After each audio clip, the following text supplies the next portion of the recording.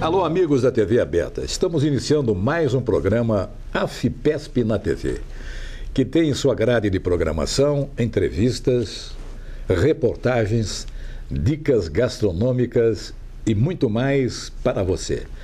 Nós vamos fazer um pequeno intervalo e vamos voltar hoje ao prosseguimento da entrevista com o presidente do Conselho Deliberativo da Associação dos Funcionários Públicos do Estado de São Paulo, Dr. Cássio Juvenal Faria. Nós estávamos falando no programa anterior sobre o presidencialismo. Dentro de um instante nós voltamos.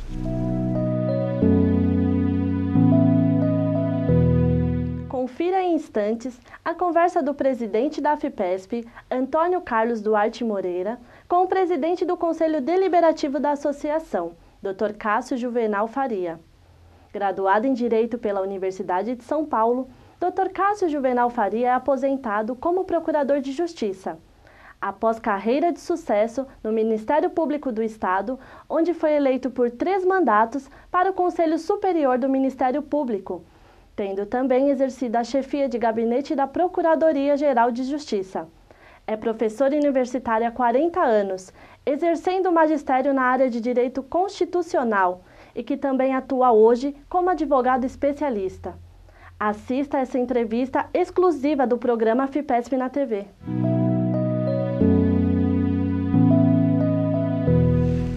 Cássio, nós interrompemos o programa quando o senhor estava dissertando sobre o parlamentarismo. Vamos retomar esse assunto, por favor. Nós tivemos uma longa experiência parlamentar durante o Império do Brasil. Aliás, o período de maior estabilidade institucional por mais de 40 anos, o Brasil foi uma monarquia parlamentarista. E tivemos experiência parlamentarista em 1961 a 63, o Brasil também foi um regime parlamentarista.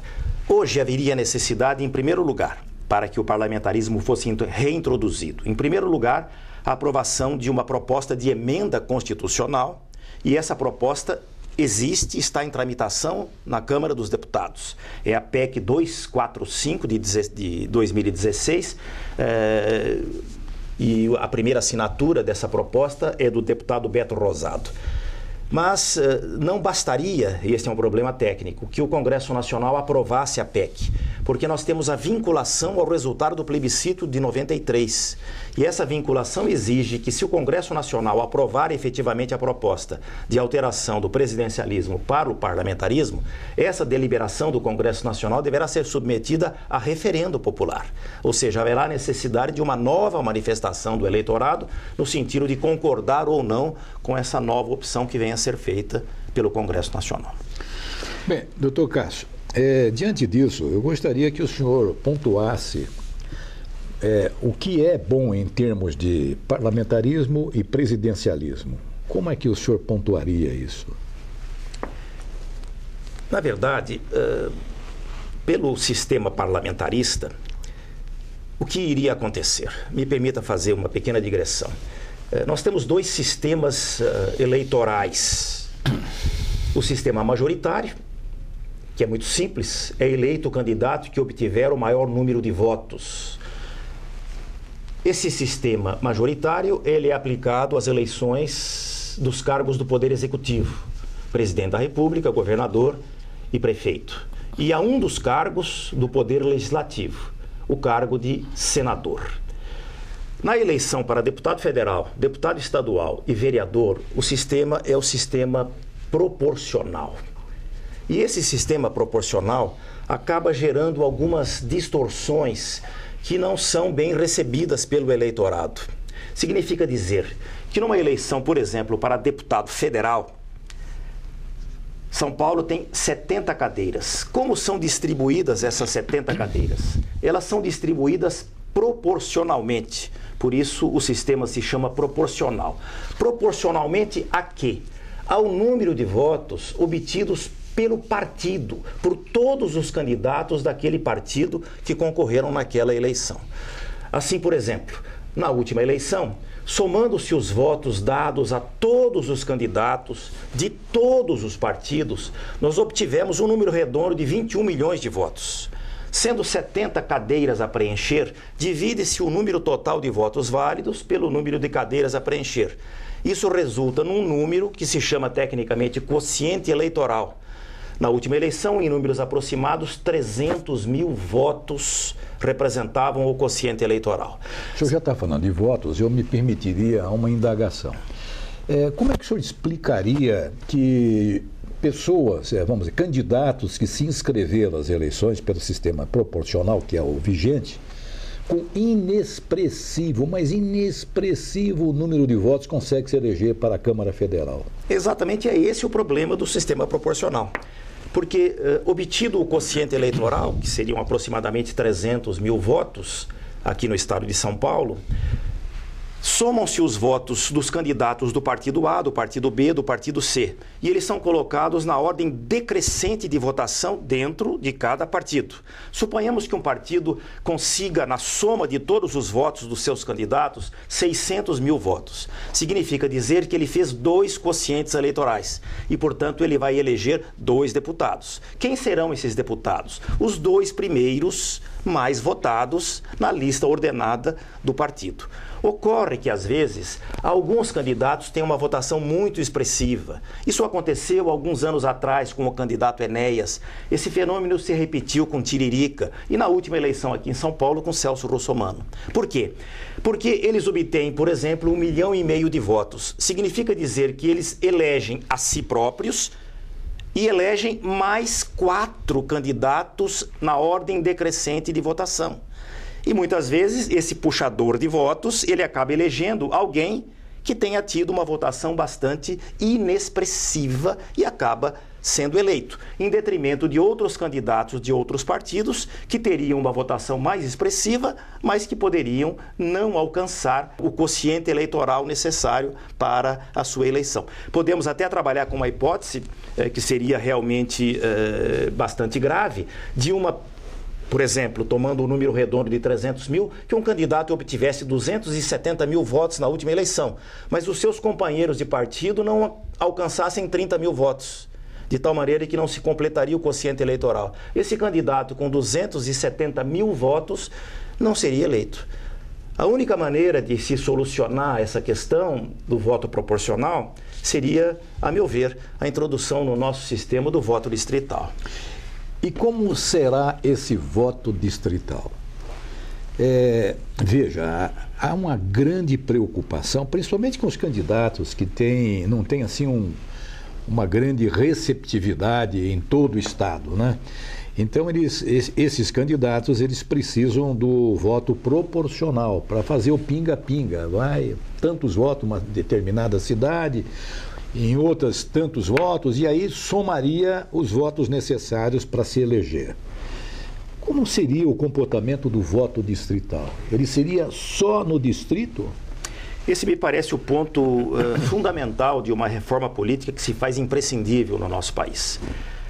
Pelo sistema do voto distrital, e existem diversos modelos pelo mundo afora, mas basicamente eles se aproximam, por isso que eu vou dizer, o estado de São Paulo seria dividido geograficamente em 70 distritos, ou seja, mantida uma proporcionalidade do número de eleitores em cada distrito.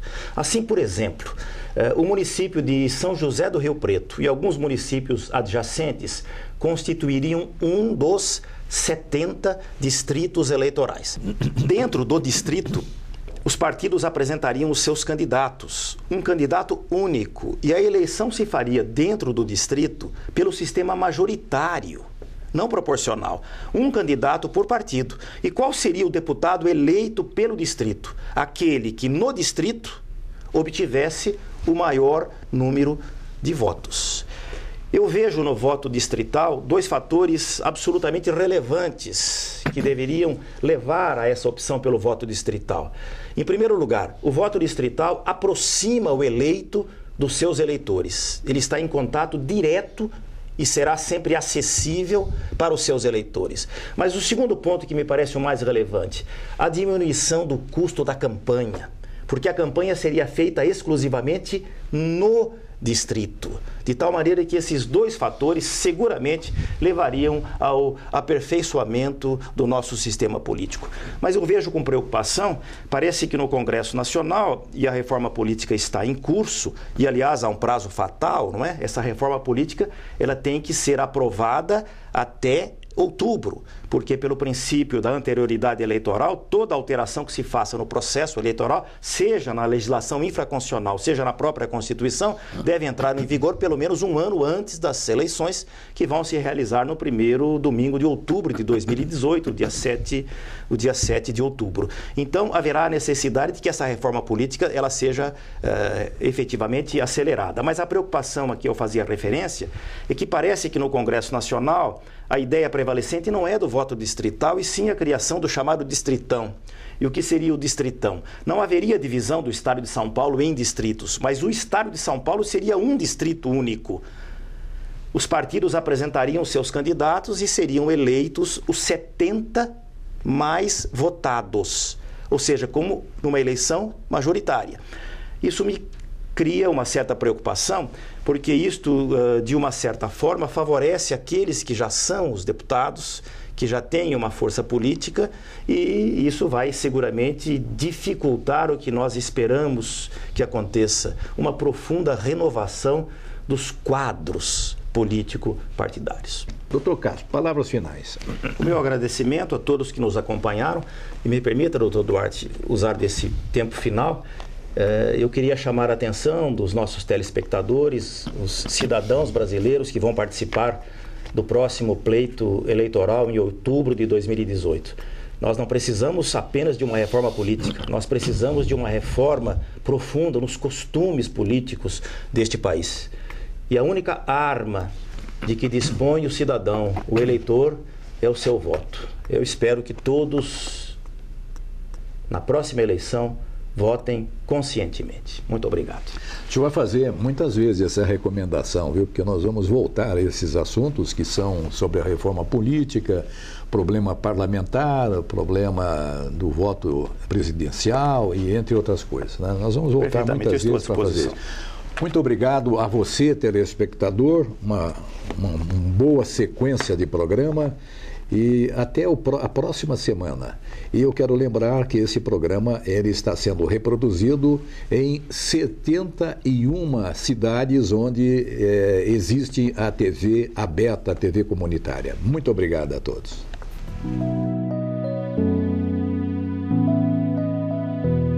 Olá! A reforma da Previdência continua sendo o assunto mais comentado entre os brasileiros. A FEPESP, em março, promoveu um fórum com especialistas para ouvir as diferentes opiniões sobre a reforma previdenciária. A associação também esteve em Brasília, fazendo uma série de reportagens especiais com senadores, para conhecer o que cada um deles pensa sobre a gestão previdenciária. Nos dias 24 e 25 de agosto, a Associação dos Juízes Federais dos Estados de São Paulo e Mato Grosso do Sul realizou o 4º Congresso de Previdência e Direito, Segurança Jurídica e Reformas. Nossa equipe de reportagem acompanhou os debates do primeiro dia. Confira! Antes de iniciar o evento, ouvimos as explicações sobre o objetivo do Congresso do presidente da AJUFESP, o juiz federal Bruno César Lorenzini. Bom, a preocupação essencial é que essa reforma ela vai afetar a vida e a previdência de servidores e magistrados, e é necessário que a gente coloque esse assunto em pauta, né? Por isso que a associação, a JUFESP, que é a Associação de Juízes Federais aqui de São Paulo, tem buscado trazer esses temas, informar os colegas magistrados, informar os servidores e debater esses assuntos a fundo. A gente entende que sem isso não é possível fazer uma reforma efetiva e que seja a melhor para o país. Também falou conosco o desembargador federal Paulo Sérgio Domingues. Bom, a relação previdenciária ela é uma relação de muito longo prazo. A pessoa trabalha ao longo de décadas para obter um benefício lá na frente. E ao longo desse caminho acontecem muitas alterações na legislação o tempo todo. Então é muito importante, tanto para o cidadão como também para aquelas pessoas que trabalham com isso, elas se manterem atualizadas em relação a essas mudanças na legislação previdenciária. Aqui nós recebemos processos aos milhares todos os meses e nós temos que lidar com esses processos, tanto os juízes como os servidores, né, o tempo todo, e temos que estar acompanhando a evolução dessa legislação, porque às vezes um mesmo processo que analisa uma aposentadoria, por exemplo, ele passa por diversas alterações da legislação ao longo do tempo. Por isso é tão importante a gente ficar constantemente se atualizando a respeito disso. A palestra do juiz Fernando Marcelo Mendes foi sobre o regime obrigatório e o regime complementar. O palestrante explicou mais do atual sistema de imigração, que vale para os servidores federais, e ainda concedeu uma entrevista. Acompanhe. A Lei 12.618 criou essa vantagem, ou essa alternativa para aqueles que estão no regime próprio da Previdência e queiram partir por um regime diferenciado, pelo qual eles ficam sujeitos ao mesmo teto do regime geral de Previdência. Veja, não se migra não é que o servidor público sai do regime próprio e passa a integrar o regime geral de Previdência. Ele continua no regime próprio, só que submetido ao mesmo teto que é o existente para o regime geral de Previdência. A gente está discutindo a possibilidade de migração para o regime de Previdência Complementar com a aquisição do direito do benefício especial. Eu não posso dizer que é uma vantagem no sentido, olha, todos têm que migrar. Não é isso. A nossa preocupação aqui é chamar a atenção para essa possibilidade. Para alguns, esse cálculo pode ser vantajoso. Para outros que já estão mais próximos da aposentadoria, pode não ter essa mesma vantagem de você fazer a adesão. Agora, o que é importante, e essa que é a nossa proposta, é levar ao conhecimento dessa possibilidade, porque muitos juízes e servidores estão desconhecendo esse direito de fazer uma migração de regime. Foi feita uma modificação legislativa e agora foi reaberto esse prazo até julho de 2018. Então, aqueles que estão no regime próprio da Previdência do servidor público, até julho de 2018, podem fazer essa mudança de regime. Eles deixam de ficar sujeitos às regras do regime próprio, com a aposentadoria com base no vencimento, do subsídio que ganham, para ficarem limitados a uma aposentadoria ao teto do regime geral. Só que aí, consequentemente, eles também passam a contribuir com uma base de cálculo menor, que é sobre o teto do regime geral. E aí, a partir daí, eles têm o quê? Uma economia naquilo que contribuem para a previdência do regime próprio e podem fazer esses investimentos que entenderem adequados. Ou aderir ao fundo de pensão do judiciário, ao FUNPRESP, ou algum tipo de previdência complementar, aí fica dentro do critério de cada um. Mas é importante o quê? Que o servidor, o juiz, tenha conhecimento dessa possibilidade. Então, o que você tem que fazer? Pegar a sua situação, pedir para a administração calcular qual seria o seu benefício especial e, a partir dessa informação, tomar essa decisão. Olha, para mim é vantajoso eu fazer a opção de regime, para mim é vantajoso continuar no regime próprio, porque eu já estou próximo da aposentadoria, né? Então, eu não posso dizer que é uma vantagem sempre, porque isso vai depender muito de cada caso concreto. Mas o que é importante é que o servidor e o juiz tenham conhecimento dessa realidade e possam, até o ano que vem, julho de 2018, exercer ou não esse direito de opção à migração de regime. A procuradora do Ministério Público Federal, Zélia Luiza Pierdoná, trouxe à plateia uma ampla explanação da história da Previdência dos servidores públicos, registrando sua análise sobre o déficit da Previdência. Se o objetivo da Previdência é manter o nível de vida do trabalhador, e se eu vivo com R$15 mil, e se a Previdência obrigatória para aqueles que ingressaram depois de 2013 passou a ter o teto de 5.531, obviamente que a Previdência Complementar é uma realidade e é uma necessidade para nós, servidores públicos, porque para a manutenção do nível de vida nós vamos ter que ter a Previdência Complementar. Nós temos, em 2016, praticamente 550 bilhões, né, com a Previdência do INSS e do Seguro-Desemprego. Dos servidores civis e militares, tem esses valores que nós estamos vendo. Em saúde foi gasto 108, em assistência social 79. Isso daqui já dá mais do que as contribuições sem DRU. Isso daqui já dá mais sem a DRU. Então, hoje a DRU é uma técnica contábil, porque vai e volta. A procuradora Zélia Pierdonat também falou para a nossa reportagem sobre a reforma da Previdência e a possibilidade de aprovações diferenciadas entre os servidores públicos. Na verdade, eu espero que durante a votação se reverta isso, que nós tenhamos, então, um regime geral, o regime dos servidores públicos, e eu entendo assim todos os servidores públicos, inclusive os militares, mas na hipótese de manter os servidores militares no ordenamento infraconstitucional, ao menos que todos tenham a mesma regulamentação. O que nós estamos vendo no substitutivo adotado é que os policiais civis têm um ordenamento diferenciado, inclusive estão constitucionalizando uma inconstitucionalidade que eu tenho defendido, adotada pelo Tribunal de Contas da União. O Tribunal de Contas da União entendeu que eles teriam direito à aposentadoria integral mesmo depois da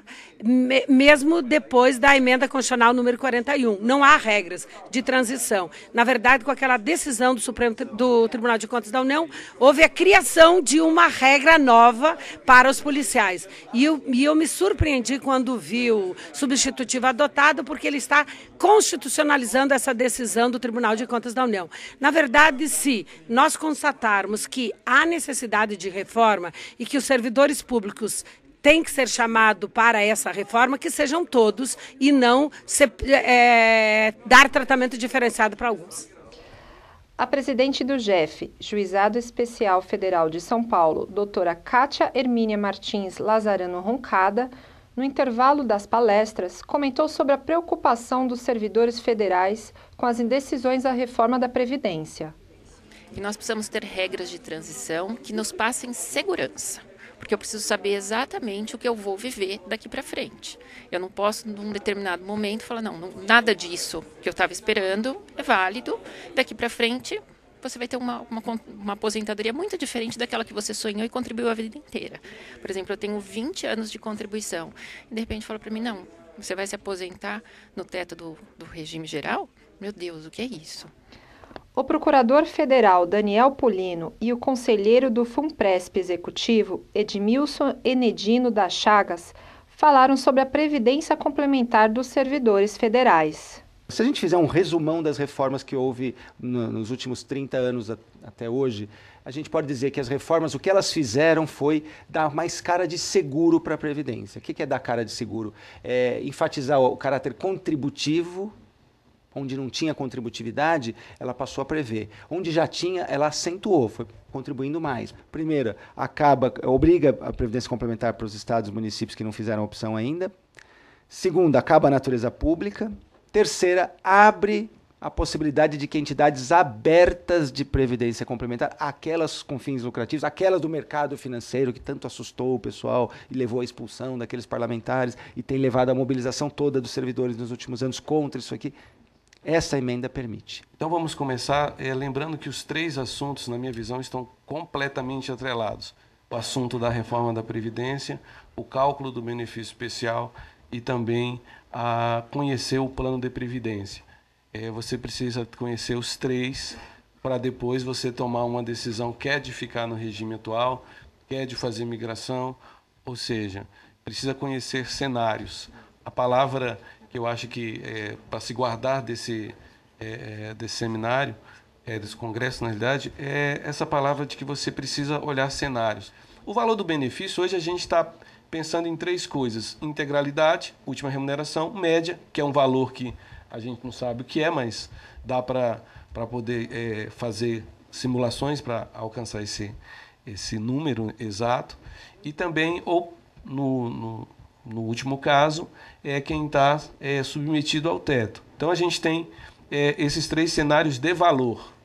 Só que eu entendo, com todas as vênias de quem pensa em contrário, que mais importante do que o valor do benefício é o valor, a regra de atualização. A reforma da Previdência é uma preocupação da categoria. Até o momento, ainda não foi votada pelos deputados. Acompanhe nossas mídias que trazem informações atualizadas. O Fórum AFPESP Reforma Previdenciária tem seu conteúdo completo para acesso neste endereço, onde você pode conhecer os documentos oficiais, vídeos e outras atrações. Obrigada pela sua audiência e continue conosco.